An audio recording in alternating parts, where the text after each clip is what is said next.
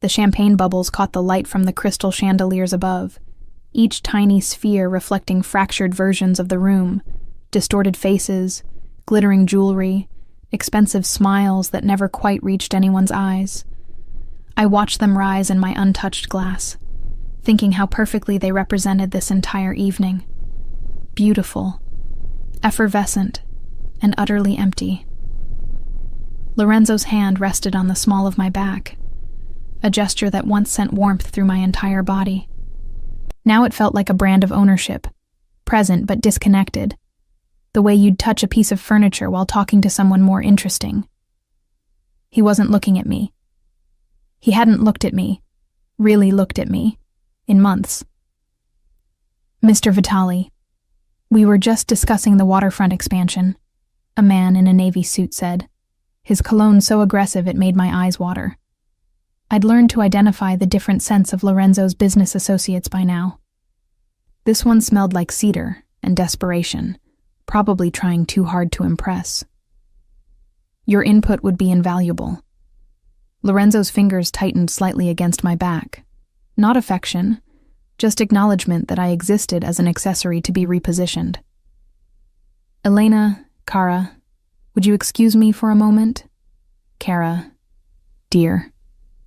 The Italian endearment had once made my heart flutter. Now it was just a verbal tick, as automatic and meaningless as a cough. I smiled the way I'd perfected over 3 years of marriage. Lips curved, eyes distant. The expression of a woman who'd learned that protest only prolonged the inevitable. Of course, I said, my voice carrying none of the exhaustion that had settled into my bones like sediment. He drifted away into the cluster of dark suits and calculated laughter, leaving me standing near the bar with my untouched champagne and the familiar weight of invisibility. The Castellano Gallery had been transformed for tonight's charity gala. My former colleagues had outdone themselves with the installation, creating an immersive experience that merged classical art with contemporary pieces. I'd helped plan events like this once, back when I was Elena Santori, art curator with a passion for bringing beauty into the world. Now I was Elena Vitali, wife of Lorenzo Vitali, and my primary role was to stand beautifully silent while he conducted business that I was never quite important enough to know the details of. I set the champagne glass down on a passing waiter's tray and moved toward the windows overlooking the city. November in New York meant early darkness, the kind that swallowed the afternoon whole and left you wondering where the day had gone. The glass was cold against my palm when I pressed it there, trying to ground myself in something physical, something real. My reflection stared back at me, a woman in a midnight blue Valentino gown that Lorenzo's assistant had selected, diamond earrings that had been his grandmother's, hair swept up in an elegant twist that a professional had spent an hour creating. I looked like success. I looked like someone who had everything. I looked like a lie. Mrs. Vitali, the exhibition is magnificent, someone said beside me. I turned to find Gabriella Russo, one of my former colleagues from my curatorial days. Her smile was genuine, her eyes warm with recognition of who I used to be. I heard you consulted on the layout. Just some suggestions, I demurred, though I'd spent 3 weeks working with the team before Lorenzo had decided my involvement was unnecessary given his schedule. Translation: he needed me available for last-minute business dinners and couldn't have me committed to actual work that might conflict with his convenience. Your eye for spatial dynamics hasn't diminished, Gabriella said softly, and something in her tone made me wonder if she saw through the careful facade I maintained. The way you positioned the Caravaggio against the modern pieces, it's brilliant. You always had a gift for seeing how things connected. The compliment shouldn't have made my throat tight, but it did. I'd forgotten what it felt like to be seen for something other than my relationship to Lorenzo. Elena. His voice cut through the moment like a blade. I turned to find him approaching with that particular set to his jaw that meant annoyance restrained for public consumption. We need to leave. Something's come up. No apology to Gabriella for the interruption. No acknowledgement that I might be in the middle of a conversation. Just the assumption that his needs superseded everything else, the way they always did. "I'll get my coat," I said quietly. Actually, Lorenzo's phone buzzed in his pocket, and he pulled it out with the kind of immediate attention he never gave me. His expression shifted as he read the screen. Calculation, concern, the look of a man weighing options that didn't include consulting his wife. "Change of plans. I need to handle this. You take the car home. I'll catch a ride with Marco." The dismissal was so casual, so practiced, that I almost didn't react. Almost. But something in me, some final thread of self-respect that hadn't yet frayed completely, pulled taut. "Lorenzo," I said, keeping my voice low. "We came together. We can leave together. Whatever it is can wait 30 minutes. His eyes finally focused on me, really focused, and what I saw there wasn't love or even irritation. It was indifference masquerading as patience, the look you'd give a child who didn't understand how important grown-up matters were. "Elena, don't be difficult. This is important business." "And I'm your wife," I said, hating how small my voice sounded, how much I'd shrunk myself over the years to fit into the spaces he allowed me. Something flickered across his face. Surprise, maybe, that I was pushing back at all.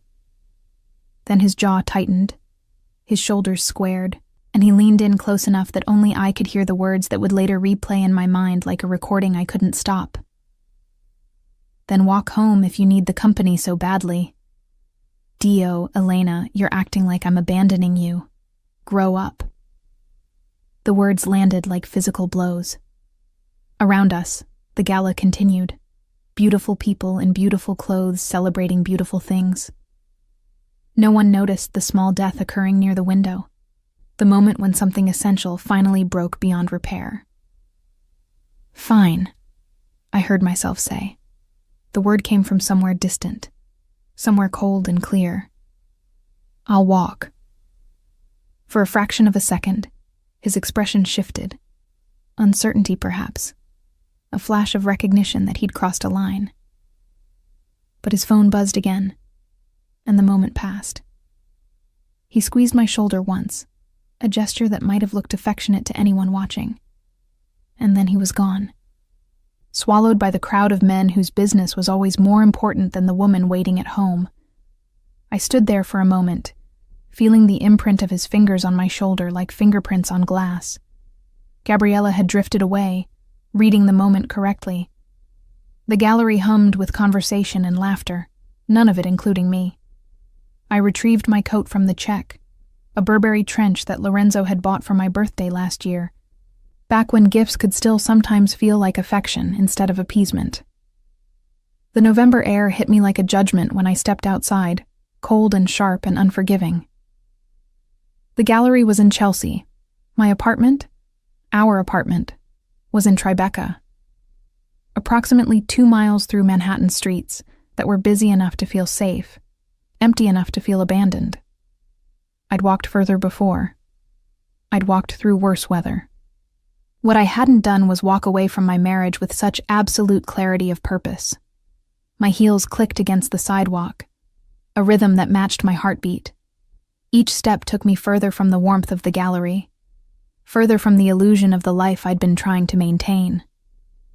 The city moved around me with its usual indifference. Taxis rushing past, couples walking arm in arm, delivery drivers dodging through traffic. I thought about Lorenzo's face when he told me to grow up, about the casual cruelty in his dismissal, about the 1,000 small cuts that had led to this moment, each one insignificant enough to excuse, substantial enough to scar. The light at the intersection of West 20th and 10th Avenue turned green. I stepped off the curb, my mind still replaying the evening, still cataloging the ways I'd failed to matter. I didn't see the car. The sound came first, rubber squealing against asphalt, someone shouting, that particular tone of warning that makes your body move before your brain processes why. I turned my head, saw headlights rushing toward me like twin accusations. Tried to move back, but my heel caught on something. The impact was less dramatic than movies make it seem. No explosion of glass or dramatic flip through the air. Just a brutal collision that sent me spinning, my shoulder taking the brunt as I hit the ground, my head cracking against the pavement with a sound that seemed very far away.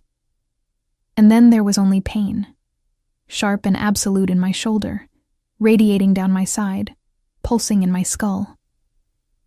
I tried to breathe and felt something wrong in my ribs, something that made each inhalation a negotiation with agony. Voices surrounded me. Hands touched me.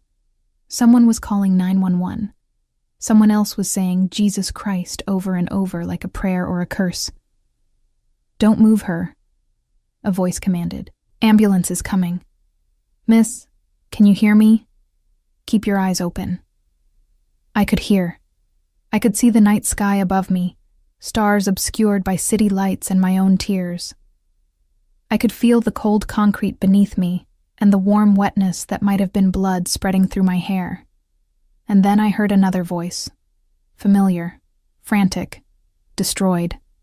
"Elena, Dio mio, Elena, no, no, no." Lorenzo's hands cradled my face, careful not to move me but unable not to touch me. "Amore mio, stay with me. Look at me. I'm here. I'm right here." I looked at him through the haze of pain and shock, and the clarity that had started in the gallery bloomed into something absolute. His face was white, his eyes wild with fear, his perfectly styled hair disheveled from running. He was devastated, terrified, breaking apart in real time. And all I could think was, it took this. It took me lying broken on the street for him to see me, really see me. The ambulance arrived in a symphony of sirens and lights. Paramedics moved me onto a board with practiced efficiency, each movement sending fresh waves of agony through my body. Lorenzo tried to climb in with me, his hand reaching for mine, his voice pleading.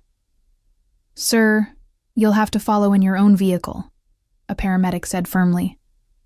"She's my wife," Lorenzo insisted, his accent thickening with emotion, the way it always did under stress. "I'm not leaving her." "Sir," Lorenzo, my voice came out broken, barely audible over the chaos. But he heard it. He went still, his face hovering above mine in the back of the ambulance, waiting for whatever I was going to say. "Go home," I whispered. The paramedic closed the doors before I could see his reaction. But I didn't need to see it. I'd seen everything I needed to see in the moment he told me to walk, to grow up, to stop being so difficult when all I'd asked for was 30 minutes of his time. As the ambulance carried me through the city streets, each bump a fresh negotiation with pain, I made a promise to myself. I would survive this. I would heal. And I would never, ever let him make me feel invisible again. The hospital lights were different from the gallery chandeliers, fluorescent and unforgiving, casting everything in the harsh clarity of truth. They made the white walls look sterile and cold, made the monitors beep out their mechanical rhythms, made it impossible to hide in the soft focus of dim lighting and champagne bubbles. My shoulder was broken. 3 ribs were fractured. I had a concussion that made the room tilt whenever I moved too quickly. The doctor, a tired woman with kind eyes and efficient hands, had explained it all in careful detail while Lorenzo stood in the corner, his expensive suit rumpled, his face haggard with guilt. "You're lucky," she'd said, and I'd almost laughed at the word. Lucky. As if luck had anything to do with being told to walk home alone, with stepping into traffic because my mind was elsewhere, with learning that your husband only truly sees you when you're broken on the ground. That had been 4 hours ago. Now it was almost 3 in the morning, and Lorenzo hadn't left. He'd pulled the uncomfortable hospital chair as close to my bed as possible, his hand resting near mine without quite touching, as if he'd finally learned that physical proximity wasn't the same as emotional connection. "Elena," he said for the 100th time, his voice rough from crying and apologizing and trying to explain away 3 years of neglect in a single night. "Amore, please, talk to me." I stared at the ceiling, counting the acoustic tiles because it was easier than looking at him. 23 across, 16 down. 368 perfect squares, each one exactly like the others, creating a pattern that made sense in a way my marriage never had. "The doctor said I can go home tomorrow," I said finally, my voice flat and distant. "If there are no complications." "Our home," he said quickly, leaning forward in the chair.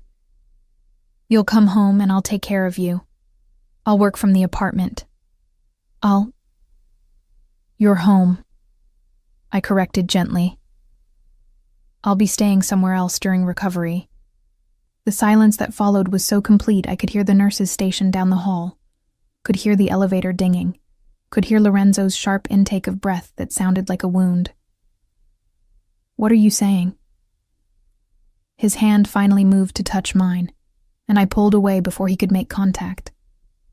The movement sent pain shooting through my shoulder, but it was worth it to see him finally understand what rejection felt like. "I'm saying," I spoke slowly, carefully, each word chosen with the precision I used to use when curating an exhibition, "that I need space, that I need time, that I need to not be in a place where every room reminds me of how invisible I've become." "You're not invisible," he protested, standing now, pacing in the small space like a caged animal. "Dio mio, Elena, you're everything. You're my wife. I'm the woman you told to walk home alone at midnight in Manhattan." The words came out sharper than I intended, edged with all the pain that had nothing to do with broken bones. "I'm the woman whose company was so worthless to you that you literally suggested I trek 2 miles through the city rather than spend 30 minutes in a car with me." He stopped pacing, his back to me, his shoulders hunched in a way I'd never seen before.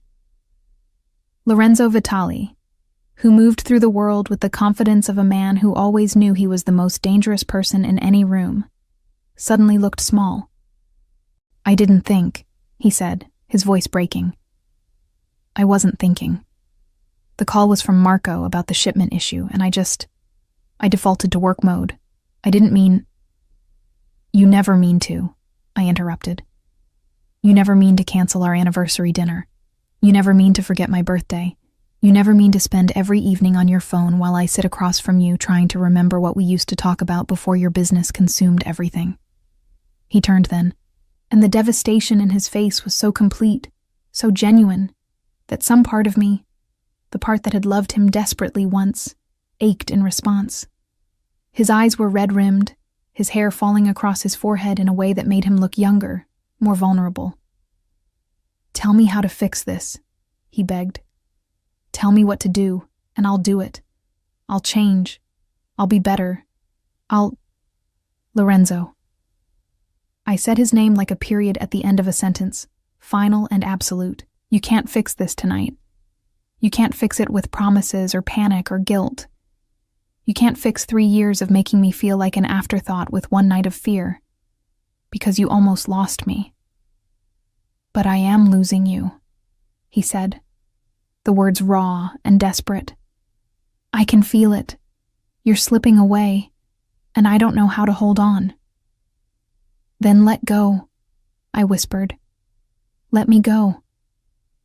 The monitors beeped their steady rhythm, measuring heartbeats and oxygen levels, quantifying the ways my body was functioning even as everything else fell apart. A nurse poked her head in, took in the scene, the crying man, the emotionless patient, and retreated without comment. "I can't," Lorenzo said simply. "You're asking me to cut out my own heart." "No," I corrected, turning my head to finally look at him directly, ignoring the way the movement made the room spin. "I'm asking you to understand that you already did that to me. Slowly. Over 3 years of being second place to business calls and late-night meetings and associates who always seemed more important than the woman who promised to love you forever." He moved toward me then, dropping to his knees beside the bed in a gesture so Italian, so dramatic, so quintessentially Lorenzo that I almost smiled. "Almost. I love you," he said, his hand hovering over mine, not quite touching, finally learning the lesson of unwanted contact. "I've loved you since the moment you walked into that gallery opening wearing that ridiculous purple dress and told me my tie was an insult to color theory. I remembered that night. 4 years ago, when I was still Elena Santori, confident and sharp-tongued, unafraid to tell a handsome stranger that his fashion choices were questionable. He'd laughed, charmed by my boldness, and asked me to help him pick out a better one. We'd spent 3 hours in that gallery, arguing about art and aesthetics and the nature of beauty, and by the end, I was half in love with his sharp mind and crooked smile. That Lorenzo felt like a ghost now, a memory of a man who'd been swallowed by the weight of his business, his obligations, his empire. "I loved you too," I said quietly. Past tense, past life, past version of us that doesn't exist anymore. "Then we'll find it again," he insisted, his voice thick with determination. "We'll go back to that gallery. Start over. Rebuild." "You can't rebuild on a broken foundation, Lorenzo. You taught me that. Remember? When you bought that warehouse in Red Hook and had to completely tear it down because the structure was compromised? You said trying to fix it would cost more than starting fresh."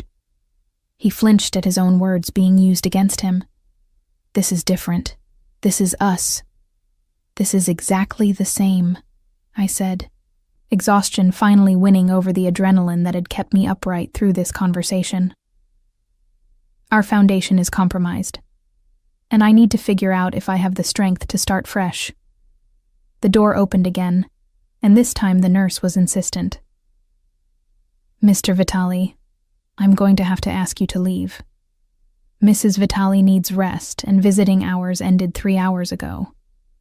We made an exception given the circumstances, but—" "5 more minutes," Lorenzo pleaded, looking at the nurse with desperation that would have been compelling if I hadn't seen him use the same intensity to negotiate business deals. "Sir, it's fine," I interrupted. "He can go. I'm tired anyway." Lorenzo stood slowly, like an old man, like someone who'd aged decades in a single night. He reached into his pocket and pulled out his wallet, extracting a business card and writing something on the back. "The number for my private driver," he said, placing it on the bedside table. "Anytime, day or night. If you need anything at all, he'll bring it to you. And this," he wrote another number, "is my personal cell, not the business line, the one only Marco and my mother have. It's always on. I'll always answer." I didn't pick up the card, didn't acknowledge the gesture, just stared at the ceiling tiles and counted squares until I heard his footsteps retreating, until I heard the door close softly behind him. Only then did I allow the tears to come, silent and hot, sliding down my temples into my hair, released by pain and medication, and the terrible relief of finally saying what I'd held inside for too long. The next morning brought paperwork and discharge instructions, and a prescription for pain medication that would make the next few weeks bearable. It also brought my phone, which had been recovered from the accident scene and was now full of missed calls and messages. 47 from Lorenzo, 15 from Marco, his right-hand man, 8 from his mother, Katerina, and 1 from a number I hadn't seen in months. My former roommate, Sophia, who'd moved to Brooklyn and started a restoration studio. I called Sophia first. "Elena?" Her voice was thick with sleep, alarm replacing grogginess quickly. "Dio mio, I saw the news this morning. They said there was an accident in Chelsea last night, and I thought, are you okay? Where are you?" "Hospital," I said, my voice rough from disuse and crying. "But I'm being discharged today. Sophia, I need a favor." "Anything, name it." "Do you still have that spare room above your studio? The one you were going to rent out?" Silence. Then carefully, "Yes, but Elena, shouldn't you be going home? Lorenzo must be—" "I can't go back there," I interrupted. "Not yet. Maybe not ever. I just need somewhere quiet to heal. somewhere that's mine. Come here, she said immediately, understanding in a way that only old friends could. Come home to us, for however long you need. I closed my eyes, feeling something like hope flickering in the wreckage. Thank you. When the nurse wheeled me out to the hospital entrance, I half expected Lorenzo to be waiting, but he wasn't. Just a black town car with tinted windows and a driver holding a sign with my name. Lorenzo's private driver, the one he'd promised would always be available. I almost laughed at the irony. Even now, even in his absence, he was trying to take care of me in the only way he knew how, through money and resources and the trappings of his power. I gave the driver Sophia's address in Brooklyn. He didn't ask questions, didn't comment on the fact that it wasn't the Tribeca apartment, just nodded and opened the door, helping me in with careful hands that were mindful of my injuries. As we drove through the city, past the gallery where everything had broken, past the intersection where I'd been hit, I felt something settling in my chest. Not peace. It was too soon for that. But a kind of quiet resolve. I was 28 years old. I was injured, but alive. I had friends who loved me, a career I'd abandoned that might still have a place for me, and a husband who'd finally learned, too late, what it felt like to be the one left behind. The driver's phone rang through the car's Bluetooth system. Lorenzo's name flashed on the screen. Sir, the driver answered. Did she get in the car? Lorenzo's voice filled the space, rough and desperate. Is she safe? Yes, sir. We're en route now. Tell her. Lorenzo stopped, the silence heavy. Tell her I'm sorry. Tell her I'll wait. Tell her I'll do better. The driver glanced at me in the rearview mirror, a question in his eyes. I shook my head once. There was nothing to tell Lorenzo that I hadn't already said. The time for words was past. Now there was only action, consequence, and the long, difficult work of figuring out who Elena Vitali was when she wasn't defined by being Lorenzo's wife. She heard you, sir, the driver said diplomatically. As we crossed into Brooklyn, leaving Manhattan and Lorenzo, and 3 years of slow dissolution behind, I pressed my hand carefully against my broken shoulder and felt, for the first time in years, like I was moving toward something instead of being slowly pulled under. Sophia's restoration studio occupied the ground floor of a converted warehouse in Greenpoint, the kind of Brooklyn neighborhood that had been rough 30 years ago, and was now gentrifying so fast you could watch the change happen in real time. The spare room above it was accessed by an external staircase, wrought iron that rang under my feet as the driver helped me up, each step a negotiation between my injured ribs and my desperate need for independence. The room was exactly what I needed. Small, clean, flooded with northern light from industrial windows that overlooked the East River. A bed, a dresser, a kitchenette that was really just a hot plate and a sink. No history, no ghosts, no memories of being slowly erased. It's perfect, I told Sophia, who hovered anxiously as I lowered myself onto the bed with a gasp that I tried to swallow. It's a shoebox, she corrected, her dark curls escaping from the messy bun she always wore when working. But it's yours for as long as you need it. No rent, no questions, no... I'll pay rent, I interrupted. I'm not a charity case. Elena, I need to do this myself, I said, hearing the edge in my voice and trying to soften it. Please, let me do something myself.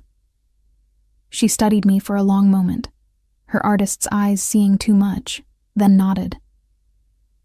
We'll figure it out. For now, rest. I'll bring soup later. After she left, I sat on the edge of the bed and stared at my phone.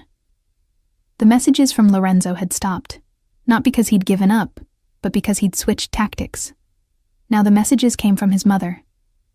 Elena, figlia mia. Lorenzo told me what happened. I'm lighting candles for your recovery. When you're ready to talk, I'm here. Please don't make hasty decisions while you're in pain. Pain clouds judgment. He's devastated, Elena. I've never seen my son like this. give him a chance to prove he can change. I deleted them all without responding. Katerina Vitali was a force of nature. Warm, fierce, infinitely skilled at emotional manipulation, disguised as maternal concern. She'd welcomed me into the family with genuine joy, had taken me to her favorite trattorias, had taught me to make Lorenzo's favorite pasta from scratch. But her loyalty would always belong to her son first. The pain medication made my thoughts fuzzy, made the afternoon bleed into evening without clear boundaries. I slept fitfully, waking to the sound of boats on the river, to the distant rumble of the subway, to Sophia climbing the stairs with promised soup and a look that said she wanted to ask 1,000 questions but wouldn't. 3 days passed in that hazy rhythm. Sleep, medication, small movements around the room that left me breathless. Sophia checked on me regularly, but gave me space, understanding what I needed even when I couldn't articulate it myself. On the 4th day, I woke feeling clearer. The pain was still there, but had dulled to something manageable, something that didn't consume all my attention. I showered carefully, avoiding getting the dressing on my shoulder wet, and looked at my reflection in the small mirror above the sink. The woman staring back at me was a stranger, paler, thinner, purple bruises blooming across her collarbone like grotesque flowers. But her eyes were focused in a way they hadn't been in years. I was sitting by the window, watching tugboats guide a container ship down the river, when the nausea hit. It came in a wave so sudden and absolute that I barely made it to the bathroom before vomiting up the tea and toast Sophia had brought earlier. When it passed, I sat on the cold tile floor, my forehead pressed against the wall, wondering if it was the pain medication or stress or... The thought crystallized slowly, reluctantly, like ice forming on water. When was my last period? I counted back through the haze of hospital days and accident trauma and pre-accident numbness. 6 weeks. Maybe 7. I'd been so consumed with trying to salvage my marriage that I hadn't noticed. I pulled out my phone with shaking hands and ordered a pregnancy test from a pharmacy that promised delivery within an hour. Then I sat on the bathroom floor and cried, not from pain or fear or grief, but from the sheer cosmic irony of it all. The universe had a wicked sense of timing. The test was positive. Both tests. All 3 tests I'd had them send because I couldn't believe it the first time, the second time, even the 3rd time when the lines appeared with damning clarity. I was pregnant with Lorenzo Vitali's child. I'd spent 3 years trying to get pregnant, back when I still believed a baby might bring us closer, might remind Lorenzo of why he'd fallen in love with me. We'd stopped trying about a year ago, not because we'd officially decided to, but because intimate moments had become so rare that prevention seemed unnecessary. And now, when I'd finally found the courage to leave, to draw a line in the sand and say enough. Now, when I was sitting in a spare room above a restoration studio, counting bruises and broken bones and trying to figure out who I was without him. Now there was a cluster of cells dividing inside me, oblivious to the wreckage of my marriage, to the impossibility of its timing, to the way it changed everything and nothing simultaneously. I called Lorenzo, not because I wanted to, but because he deserved to know, and because putting it off would only make it harder. He answered before the first ring finished. Elena. Dio mio. Elena. Are you okay? Are you hurt? Do you need... I'm pregnant, I said, cutting through his panic. The words landed in the silence like stones dropped in still water. I heard his breath catch, heard the rustle of fabric as he moved, sitting down probably, or standing up, something physical to anchor himself. When he spoke again, his voice was raw with emotion. I couldn't quite parse. Pregnant. I'm pregnant, I repeated. About 7 weeks, I think. I took 3 tests. They're all positive. Are you... He stopped, started again. How are you feeling? Is the baby okay? The accident, did the doctors— I didn't know when I was in the hospital, I said, but I'll make an appointment. Get checked. Make sure everything's fine. I'll come with you, he said immediately. To the appointment. I'll cancel everything. Lorenzo. I said his name like a stop sign. I'm telling you because you have a right to know. But this doesn't change what I said in the hospital. This doesn't fix us. It's our child, Elena. Our baby. How can that not change? Because a baby isn't a Band-Aid, I interrupted, my voice sharper than I intended. A baby isn't a solution to a broken marriage. It's a human being who deserves parents who can coexist in the same room without one of them feeling invisible. You were never invisible, he protested, but his voice lacked conviction now. We both knew it was a lie. I'm keeping the baby, I said, needing to establish this before he could make it into a negotiation. And you can be as involved as you want to be, as a father. But Lorenzo, listen to me carefully. I will let you be a father to this child. I will never let you be my husband again. The silence stretched so long I thought the call had dropped. Then, never? Never, I confirmed, and saying it felt like releasing something I'd been holding too tightly for too long. We're done, Lorenzo. The marriage is over. But we're going to be parents, and we're going to have to figure out how to do that without being together. I can't accept that, he said, but there was desperation rather than authority in his tone. I won't. Elena, I love you. I've always loved you. I got lost. I let the business consume me. I forgot what mattered most. But I'm remembering now. I'm changing. You're changing because you're scared, I interrupted. You're changing because I left, because I almost died, because suddenly I'm not a guarantee anymore.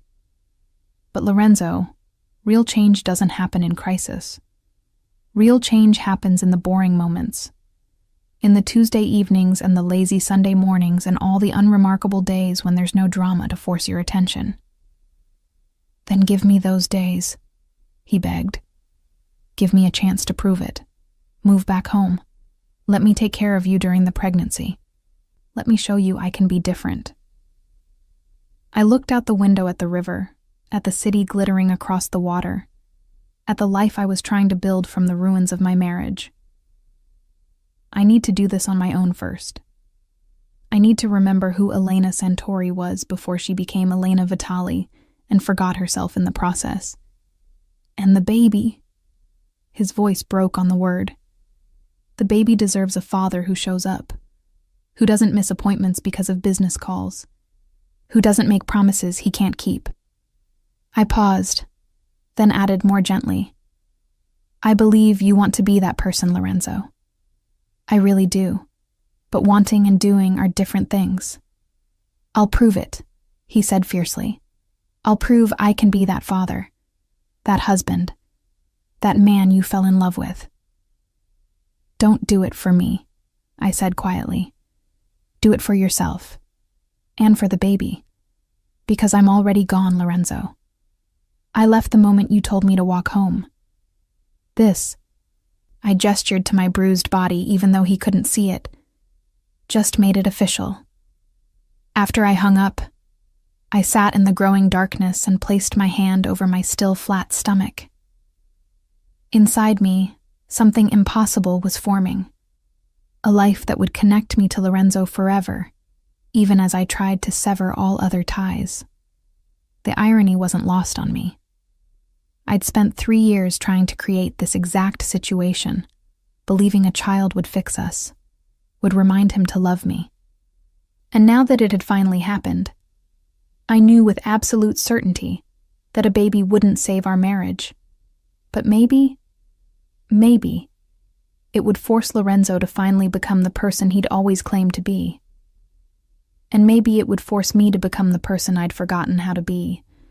A woman who knew her own worth, who wouldn't settle for crumbs of attention, who could stand on her own 2 feet even when those feet were unsteady with injury and pregnancy. My phone buzzed with a text from Sophia. "Coming up with dinner. No nausea-inducing smells. I promise." I smiled despite everything. This was what I needed. Friends who knew me, who had known me before Lorenzo, who remembered Elena Santori, the art curator with strong opinions and stronger boundaries. That woman had gotten lost somewhere in 3 years of trying to make herself smaller, quieter, more convenient. But she was still there, underneath the bruises and broken bones and complicated pregnancy. And I was going to find her again. Even if it meant walking through the darkness alone, I was finally moving toward my own light. The first ultrasound appointment was scheduled for a cold December morning, exactly 2 weeks after I'd taken those 3 damning pregnancy tests. I'd agonized over whether to tell Lorenzo the date and time, finally deciding that despite everything, he deserved to be there for this. He arrived at the clinic 15 minutes early. I knew because I watched from the window of the waiting room as his car pulled up.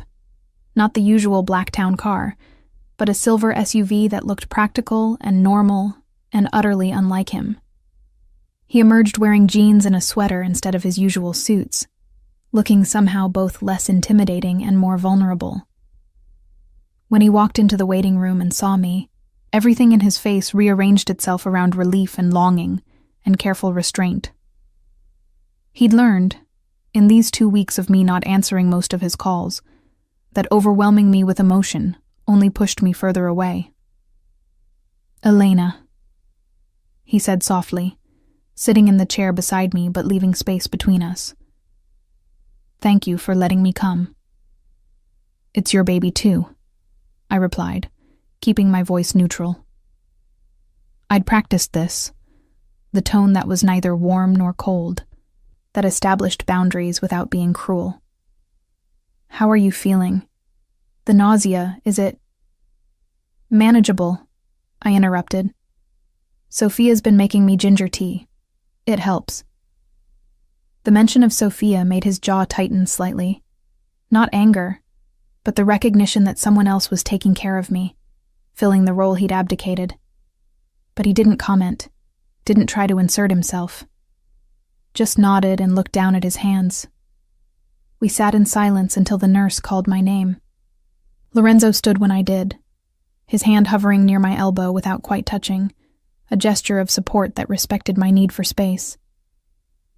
The ultrasound room was warm and dark, lit only by the glow of the monitor. The technician, a cheerful woman in her 50s with kind eyes, helped me lie back on the exam table and rolled up my shirt to expose my stomach. "Okay, this will be cold," she warned, squeezing gel onto my abdomen. The sensor pressed against my skin, and the room filled with a sound like ocean waves.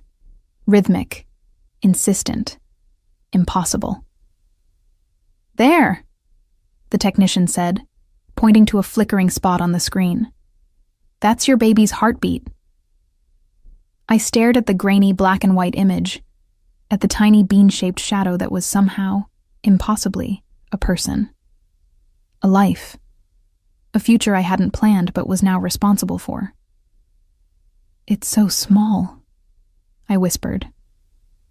"About the size of a blueberry right now," the technician said with a smile. "But growing every day. Based on these measurements, I'd say you're about 8 weeks along. Everything looks good. Heartbeat is strong. Development is right on track." I felt Lorenzo's hand find mine, his fingers interlacing with mine with a certainty I hadn't felt from him in years. This time, I didn't pull away. Not because I'd forgiven him or changed my mind, but because in this moment, looking at the life we'd created together, I could acknowledge what we'd been to each other before everything fell apart. "Can you print an image?" Lorenzo asked, his voice thick with emotion. The technician smiled and pressed a button. "Of course." After the appointment, we stood on the sidewalk outside the clinic, the winter air biting at exposed skin. Lorenzo held the ultrasound image like it was something sacred, his thumb tracing the edge of the paper. "Elena," he said finally, "I know you meant what you said. About us being over. But this baby, he gestured to the image. This baby needs stability, a home, both parents. The baby will have both parents, I said firmly. Just not married ones. Plenty of children have co-parents who aren't together. It's not ideal, but it's better than growing up watching their parents destroy each other slowly. Is that what we were doing? He asked, looking at me with those dark eyes that had once made my heart race. Destroying each other? You were destroying me, I corrected gently. I don't think you meant to. I don't think you even realized you were doing it. But Lorenzo, every time you chose a phone call over a conversation, every time you canceled plans for business, every time you made me feel like I was competing for last place in your priority list, it was another small death. He flinched like I'd struck him. I thought I was building something for us. The business, the money, the security. I thought if I could just make everything perfect. I didn't need perfect, I interrupted. I needed present. I needed you to look at me the way you looked at your phone. I needed to matter as much as your next deal. You mattered more, he insisted. You matter more than anything. I didn't know how to show it. My father, he taught me that providing was love, that building an empire for your family was how you proved devotion. I thought, your father was wrong, I said, not unkindly. Or maybe he was right for his time, for his marriage. But I didn't need an empire, Lorenzo. I needed a partner. He was quiet for a long moment, studying the ultrasound image like it held answers we couldn't articulate. What if I learned? What if I proved I could be that partner? Then you'd be a better father, I said. And maybe, eventually, a friend. But not a husband. Not again. Why not? The question was almost plaintive.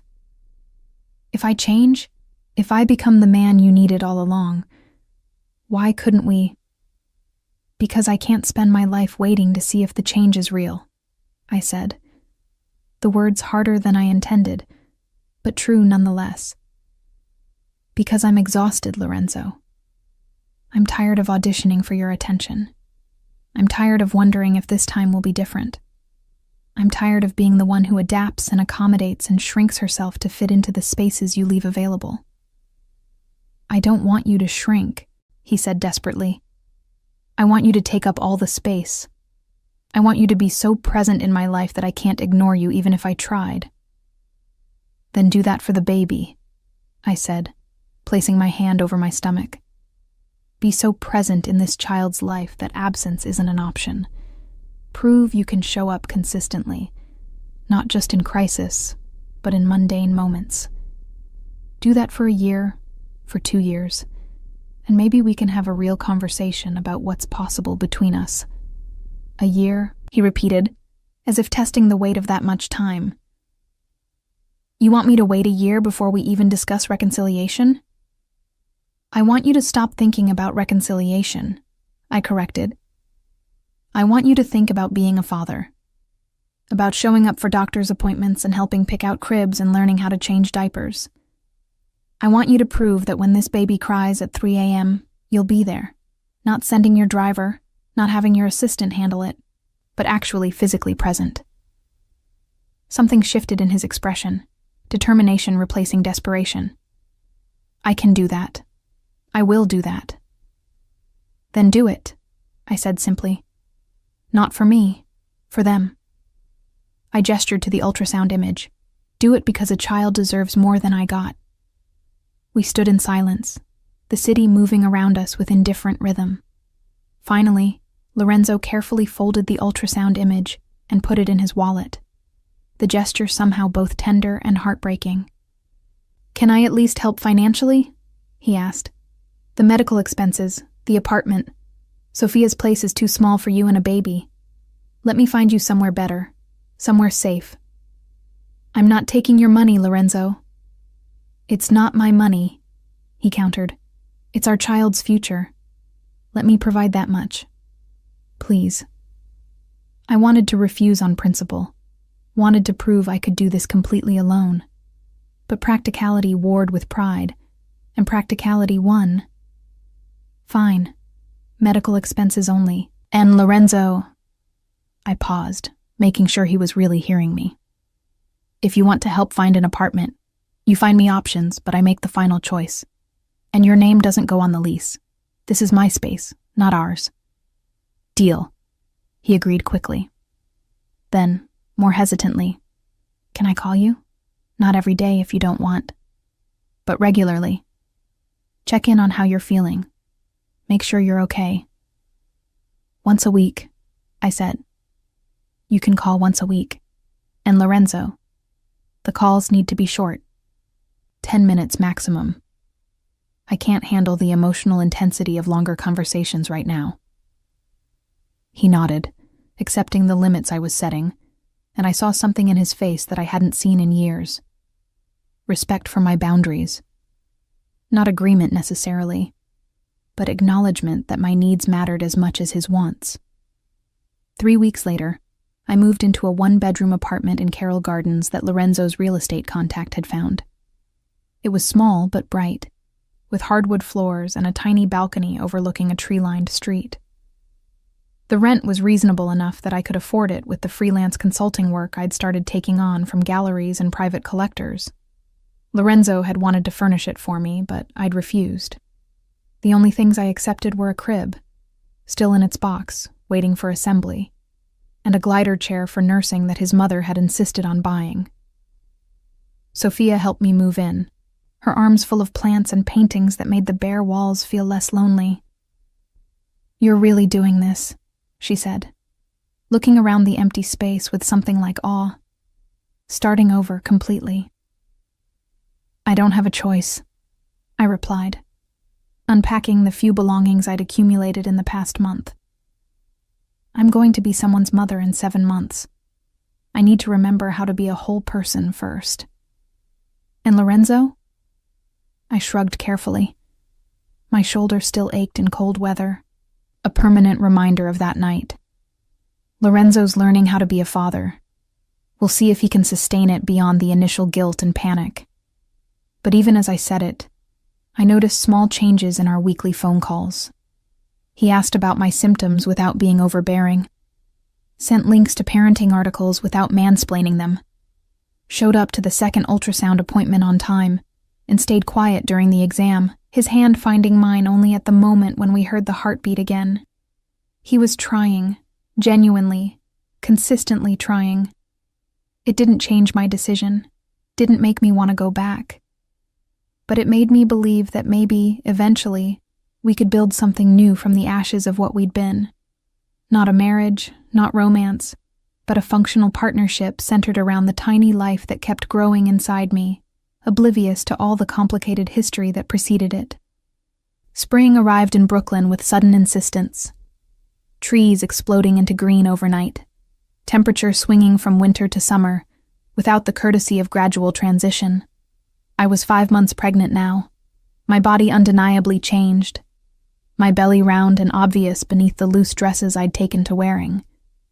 The baby kicked constantly, little flutters that grew stronger each day, reminding me that this was real. This was happening. This small human would be here whether I felt ready or not. Lorenzo called every Wednesday at 7 p.m. exactly. True to his word, he kept the conversation short, 10 minutes discussing my symptoms, upcoming appointments, practical concerns about preparation. No mentions of us, no attempts to negotiate reconciliation, just the careful attention of a man learning to be a father from a distance. He'd started attending parenting classes. I only knew this because he'd accidentally pocket-dialed me during one session, and I'd heard the instructor explaining diaper-changing techniques while Lorenzo asked surprisingly thoughtful questions. I'd hung up before he noticed, but something about the overheard conversation had softened something in my chest. He was trying. Really trying. But trying didn't erase 3 years of neglect. Didn't erase that night in Chelsea.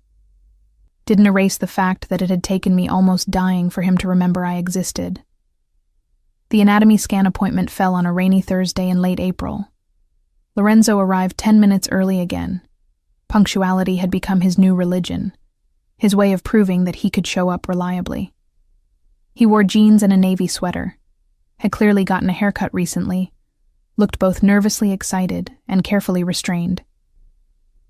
"Elena," he greeted me with that same soft tone he'd adopted, the one that acknowledged my boundaries while still conveying warmth. "Ready to find out if we're having a son or daughter?" "I already know," I said, surprising myself with the admission. "I asked them to tell me at the last appointment. I just didn't tell you yet." His face fell slightly, hurt at being excluded, but understanding enough not to protest. "Why not?" "Because I needed it to be mine first," I said honestly. "Something that was just between me and the baby. Does that make sense?" He nodded slowly. "Yes, it makes sense." Then, more hesitantly, "Will you tell me now?" I placed my hand on my belly, feeling a small kick against my palm, like the baby was weighing in on the decision. "It's a boy. We're having a son." Lorenzo's entire face transformed, joy so complete and unguarded that it reminded me painfully of the man I'd fallen in love with 4 years ago. "A son," he repeated, his voice breaking slightly. "A boy." "Dio mio, Elena, we're having a son." "You're having a son," I corrected gently. "I'm growing him. There's a difference." The distinction landed between us, a reminder of the distance we maintained even in these shared moments. But Lorenzo just nodded, accepting the boundary, his hand moving unconsciously toward my belly before stopping himself. "Can I?" He gestured tentatively. "Would you mind if I took his hand and placed it on my stomach where the baby was most active. We stood like that in the clinic waiting room, his palm warm against my belly, his eyes wide with wonder when he felt the kick. "He's strong," Lorenzo said softly. "Already so strong." "Like his father," I said, then added quickly, "physically. Let's hope he gets better emotional intelligence." Lorenzo laughed, actually laughed, and the sound was so unexpected, so genuine, that I found myself smiling despite my determination to maintain distance. "Fair assessment," he admitted. "What about a name? Have you thought about it?" "I've thought about it," I confirmed, "but I'm not ready to share yet. It still feels too new, too vulnerable." "Tell me when you're ready then," he said, removing his hand from my belly with obvious reluctance. "I can wait." The technician called us in before I could respond, and the next 30 minutes were consumed with measurements and images and medical terminology that confirmed what I already knew. The baby was healthy, developing perfectly, blissfully unaware of the complicated circumstances of his conception and impending birth. Afterward, as we stood outside the clinic with rain misting around us, Lorenzo cleared his throat awkwardly. "I've been working with a family lawyer. Drawing up a custody agreement. Financial support arrangements. I wanted to have everything in place before he's born, so there's no confusion, no conflict." "That's..." I paused, surprised by his foresight. "That's very practical. Thank you." "I also wanted to ask," he continued, "about being at the birth. I know you might not want me there, given everything, but I'd like to be. If you're comfortable with it." I studied his face, the genuine hope in his eyes, the careful way he'd phrased it as a request rather than a demand or assumption. This was the Lorenzo I'd needed 3 years ago, considerate, present, aware that his wants didn't automatically supersede mine. "I'll think about it," I said finally. "Ask me again at 8 months. I'll have a better sense of what I need by then." He nodded, respecting the non-answer. "The apartment," he said, shifting topics. "Is it working out? Do you need anything?" "It's good," I confirmed. "Sophia helped me paint the nursery last week. Soft gray with white trim. The crib is finally assembled. I could have done that, he said quickly, if you'd asked. I know how to use tools. I know you do, I replied. But I needed to do it myself. Well, Sophia and I did it together. It took 3 hours and a lot of cursing, but we managed. Something flickered across his face. Not quite jealousy, but close. The recognition that other people were filling roles he'd once occupied. Elena, He stopped, started again. I'm trying very hard to give you space, to respect your boundaries. But it's killing me, knowing you're doing all this alone, knowing I should be there. You weren't there before, I said, not cruelly but factually. When I needed you to care about the mundane daily things that make up a life. You were always somewhere else, always distracted. Why should now be different? Because now I understand what I lost, he said, his voice raw. I understand that those mundane moments were everything, that coming home to you was the best part of my day, and I was too stupid to realize it. That talking about nothing while cooking dinner together was worth more than any business deal. Lorenzo? I know, he interrupted. I know it's too late. I know I don't get to have those moments back. But Elena, please, let me have the new moments. Let me be there for this. For him. He gestured to my belly. Let me prove I can be the father he deserves. You are being that father, I said, and meant it. You're showing up. You're following through. You're learning. That's exactly what I asked you to do. But I want more, he admitted. I want to come home to you at the end of the day. I want to feel him kick at 3 a.m. I want to paint nurseries and assemble cribs and argue about names. I want... He stopped, recognizing he was pushing too hard. I'm sorry. I said I'd respect your boundaries, and here I am trampling them. No, I said quietly. You're being honest. That's not trampling. That's just painful. For both of us. We stood in silence, rain falling harder now, turning the spring afternoon gray and cold. Finally, Lorenzo pulled his keys from his pocket. My car's just around the corner. Let me drive you home. I can take the subway. Elena, per favore. It's raining. You're pregnant, and you're still recovering from being hit by a car 6 months ago. Let me do this one thing. I wanted to refuse on principle, but my shoulder ached in the damp weather, my feet were swollen, and the walk to the subway suddenly felt insurmountable. Okay, I agreed. Thank you. The drive to Carroll Gardens was quiet, punctuated only by the steady rhythm of windshield wipers. When Lorenzo pulled up in front of my building, he put the car in park, but didn't move to let me out. I'm getting married, he said suddenly, the words landing like grenades in the enclosed space. I turned to stare at him, certain I'd misheard. What? Not. Dio, that came out wrong. He ran both hands through his hair, looking more distressed than I'd seen him since the hospital. I'm not getting married. I meant, I've been thinking about marriage, about what it means, about how badly I failed at being a husband to you. Lorenzo, let me finish, he said urgently.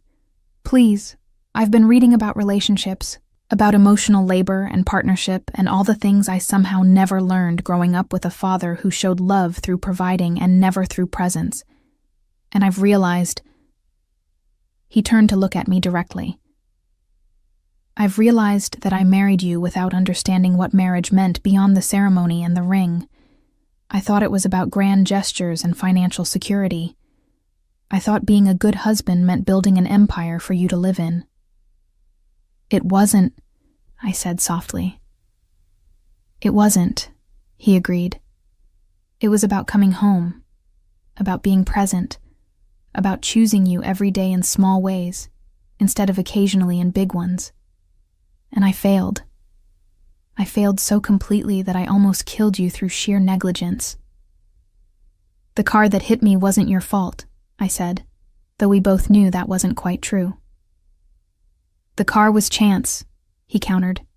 "But you walking alone through Manhattan at midnight because I couldn't be bothered to spend 30 minutes with you, that was my fault. That will always be my fault." I didn't argue because there was no argument to make. He was right. "I'm not asking you to forgive me," he continued. "I'm not asking you to take me back. I'm telling you that I understand now. And if I could go back, if I could do it differently—" His voice broke. "Madonna mia, if I could do it differently." "We can't go back," I said. "We can only move forward." "Then let me move forward as your partner in this," he said. "As the father of your son. As someone who will never again make you feel invisible." "You already are doing that," I reminded him. "You're showing up, Lorenzo. That's what I asked for." "It's not enough," he said. "It will never be enough to make up for what I did, but it's a start." I placed my hand on the door handle, ready to escape the emotional intensity of the car, the conversation, the man beside me who was finally being who I'd always needed him to be. Too late. Always too late. "Lorenzo," I said before getting out. "Thank you for today, for being here, for—" I gestured vaguely, encompassing the appointment, the drive, the raw honesty. "For all of it." "Every Wednesday," he said firmly. "Every appointment, every moment you'll let me be part of. I'll be there, Elena. I promise." I nodded once and stepped out into the rain, feeling his eyes on me as I climbed the steps to my building. When I reached the door and looked back, he was still there, parked at the curb, watching to make sure I got inside safely. It was such a small thing, such a mundane gesture of care. And yet it was exactly what I'd needed 3 years ago. The irony tasted bitter on my tongue as I climbed the stairs to my apartment, one hand on my belly, feeling our sun move beneath my palm. Proof that sometimes the thing you wanted most arrives at the moment you've finally learned to stop wanting it. Labor started at 2:17 a.m. on a humid July night, 3 days before my due date. I woke to a contraction that felt like someone had wrapped a steel band around my middle and was systematically tightening it. Then another. Then another. Building in intensity with terrifying speed. I'd been planning to labor at home for as long as possible, managing through the early stages before heading to the hospital. But my body had other plans, the contractions coming hard and fast with only minutes between them. I called Lorenzo because he'd asked me to, because he'd made me promise during one of our Wednesday calls that I would reach out when labor started regardless of the hour. The phone rang twice before he answered, his voice rough with sleep. "Elena, is it—" "It's time," I said, trying to keep my voice steady through another contraction. "I'm calling an Uber to the hospital. I just wanted you to know." "No Uber," he said, and I heard rustling, rapid movement, the jingle of keys. "I'm already in my car. I'll be there in 15 minutes. Less. Don't move. Don't leave without me." "Lorenzo, I can—" "Please," he interrupted, his voice raw with something between panic and pleading. "Let me do this. Let me be there from the beginning." I wanted to argue that he'd missed the actual beginning, the conception, the first trimester, the months of morning sickness and fatigue and body changes. But another contraction stole my breath, and when it passed, all I could manage was a whispered, "Okay."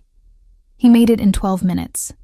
I know because I counted each one while pacing my apartment, breathing through contractions, trying to remember the techniques from the birthing class I'd taken with Sophia. When his knock came at the door, I opened it to find Lorenzo looking simultaneously terrified and determined, dressed in jeans and a t-shirt I'd never seen before, his hair uncombed, his usual polish completely absent. "How far apart?" he asked, taking my overnight bag without waiting for permission. 3 minutes, I said, then doubled over as another contraction hit. His hand found the small of my back, applying pressure exactly where the birthing instructor had demonstrated. I leaned into it without thinking, letting him support me through the wave of pain. "We need to go," he said when I could breathe again. "Now. You're in advanced labor." The drive to the hospital was a blur of contractions and traffic lights, and Lorenzo's steady voice reminding me to breathe, telling me I was doing great, promising that we were almost there. His hand found mine somewhere along the way, our fingers interlacing with the ease of muscle memory from a marriage that officially ended 6 months ago. The hospital staff took one look at me and rushed me to a delivery room. The doctor confirmed what I already knew. I was fully dilated, ready to push. No time for the epidural I'd planned on getting. "Natural childbirth it is," the nurse said cheerfully, as if this was a choice I'd made rather than my body's rebellion against my carefully laid plans. Lorenzo stayed by my head, his hand in mine, his voice in my ear providing a steady stream of encouragement in Italian and English. "Bella, brava, forte, you're so strong, you can do this. Our son is almost here." The pain was unlike anything I'd experienced. Not sharp like the accident, but consuming, all-encompassing. A force that demanded every ounce of my attention and strength. I pushed when they told me to push, breathed when they told me to breathe, existed in a timeless space where nothing existed except the work of bringing my son into the world. And then, after 2 hours that felt like 2 minutes and 2 years simultaneously, there was a cry, high and indignant and absolutely perfect. "It's a boy," the doctor announced, as if we hadn't known, and placed him on my chest, this small red-faced creature who was mine, ours, more real than anything I'd ever held. I looked down at him through tears I hadn't realized I was crying, at his perfect tiny fingers and nose and mouth. "Hi," I whispered. "Hi, baby. I'm your mama." Beside me, Lorenzo made a sound that might have been a sob or a laugh or both. His hand came to rest on our son's back, so gentle, so reverent, as if afraid he might break this perfect thing we'd made. "He's beautiful," Lorenzo breathed. "Elena, he's perfect." "He is," I agreed, unable to look away from my son's face. The nurses took him briefly for measurements and tests, returning him wrapped in a blue and white striped blanket, a tiny hat covering his dark hair. 8 pounds, 2 ounces, they reported. 21 inches. Perfect APGAR scores. This is one healthy baby. "Do we have a name?" the nurse asked, pen poised over paperwork. I looked at Lorenzo, seeing the hope and question in his eyes. We'd never discussed this. I told him weeks ago that I was keeping the name private, that it was mine to hold until the baby arrived. "Matteo," I said softly. "Matteo James Vitali." Lorenzo's eyes widened. "James, that's your father's name." I nodded. "And Matteo because it means gift of God, which he is, despite everything, despite all the ways his arrival was unexpected and complicated. He's still a gift." "It's perfect," Lorenzo said, his voice thick with emotion. "He's perfect. You're—" He stopped, seeming to realize he was about to cross a line. "You did so well, Elena. You were incredible." The next few hours passed in a haze of exhaustion and awe. Nurses came and went, checking vitals, teaching me about breastfeeding, explaining postpartum care. Lorenzo stayed the entire time, making himself useful in small ways, adjusting pillows, fetching water, holding Matteo while I used the bathroom on wobbly legs. He'd changed, I realized, watching him cradle our son with unexpected competence.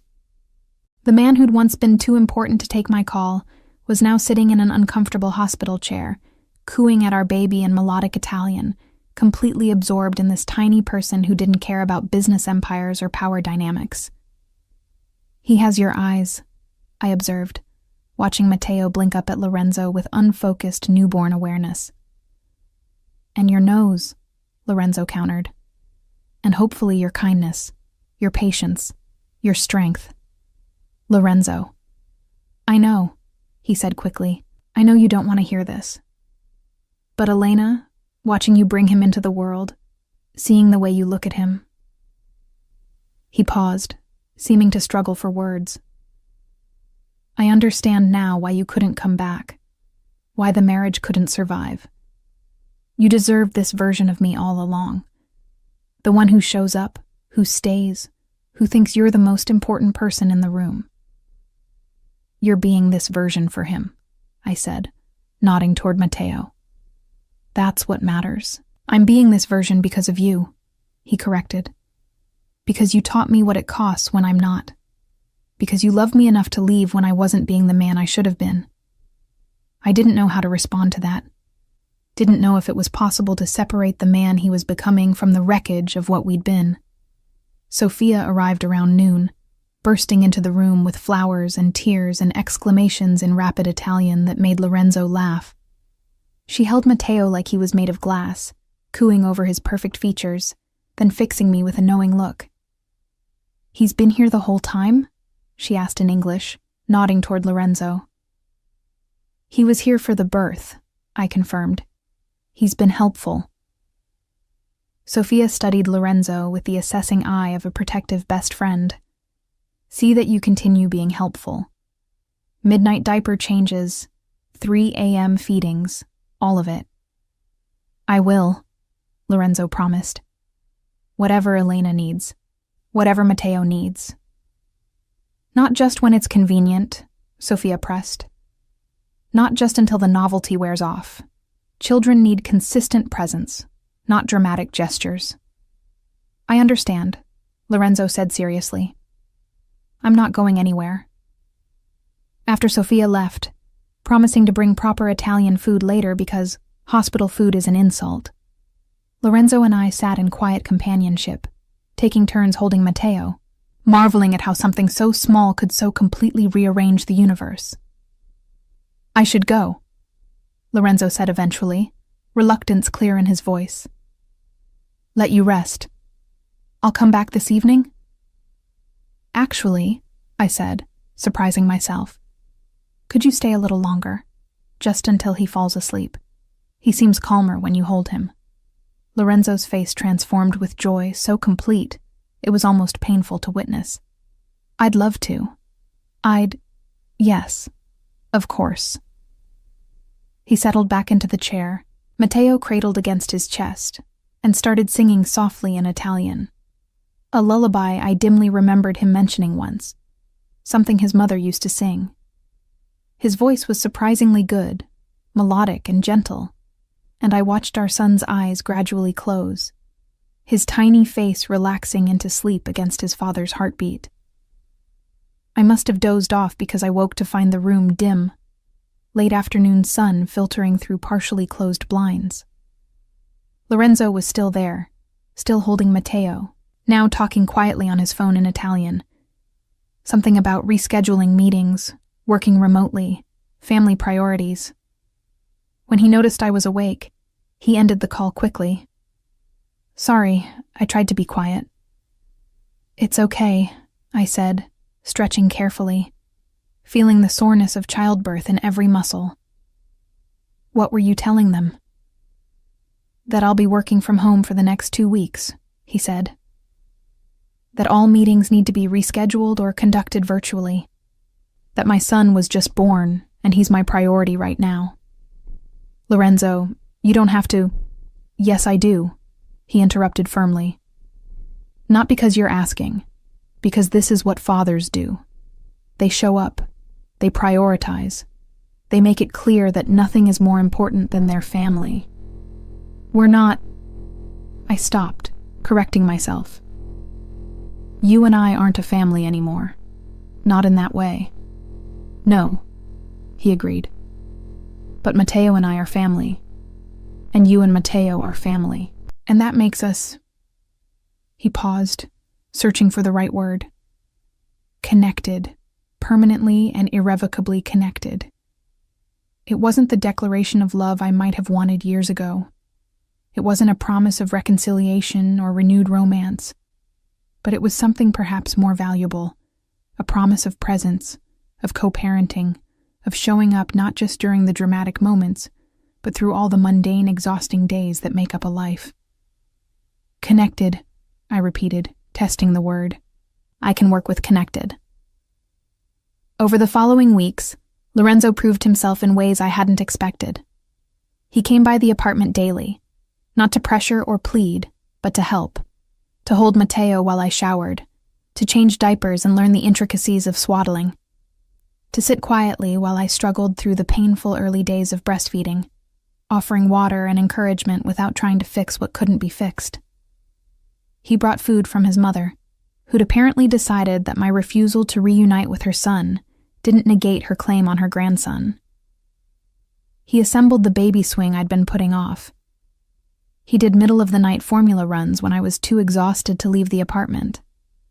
And he never once asked me to reconsider our separation. 6 weeks postpartum, sitting on my couch while Matteo slept in his bassinet, I finally addressed the elephant that had been living in my apartment since the night he was born. "You've kept your promise," I said, "about showing up, about being present." Lorenzo looked up from his phone where he'd been researching developmental milestones. "Of course, I told you I would." "You did," I acknowledged, "and I appreciate it, more than I can articulate. But Lorenzo, we need to talk about long-term arrangements, custody schedules, your place in Matteo's life as he grows." Something flickered in his eyes. Hope, maybe, quickly suppressed. "What are you suggesting?" "Joint custody," I said. "Equal time, equal input on major decisions. He should know both of us, spend real time with both of us. Not just visits, but actual living time." "And us?" Lorenzo asked quietly. "What about us?" I looked at him sitting in my living room. This man I'd married and left. This man who'd finally learned too late what I'd needed all along. "There is no us," I said gently. "Not romantically, not as a couple. But Lorenzo, there's something else.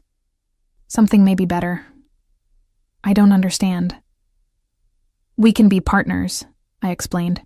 "Co-parents who respect each other, who communicate well, who put Matteo first. We can be friends eventually if we work at it.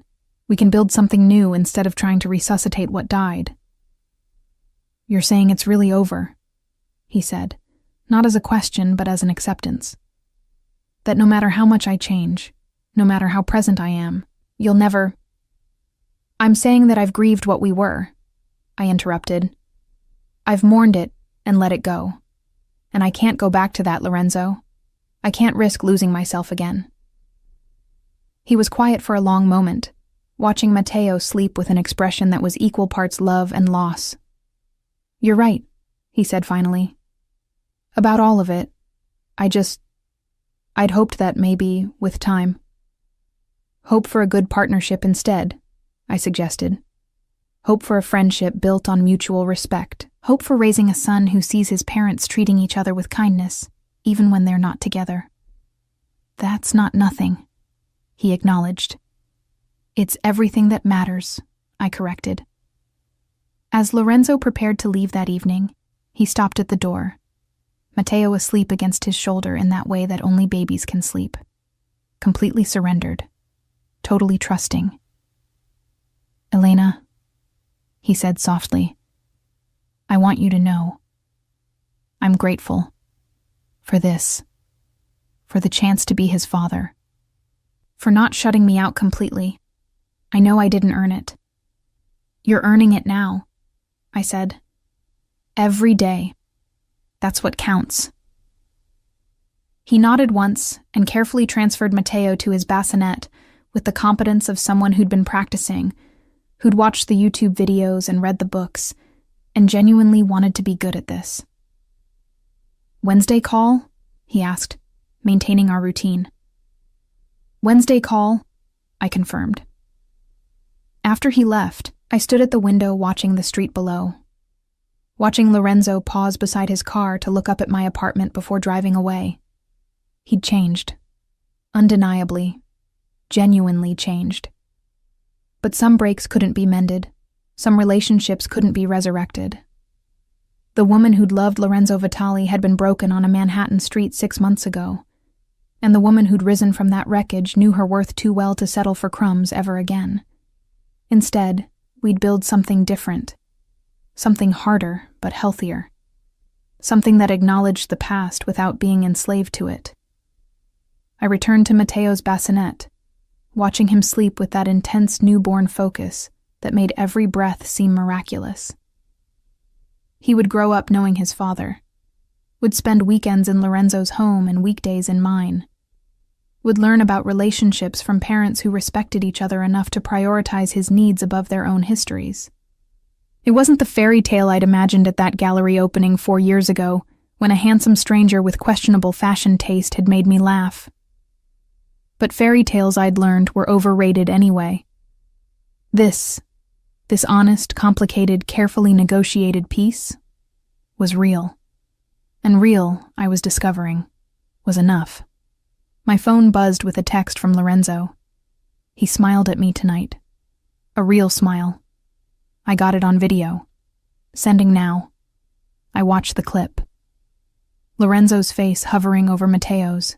The pure joy in his expression when our son's lips curved upward. A real smile or gas, it didn't matter. What mattered was the father who was present to see it, to document it, to share it. I sent back a simple response. He loves you. Lorenzo's reply came immediately. Learning to deserve that. Every day, learning. And somehow, impossibly, that was all I needed to hear.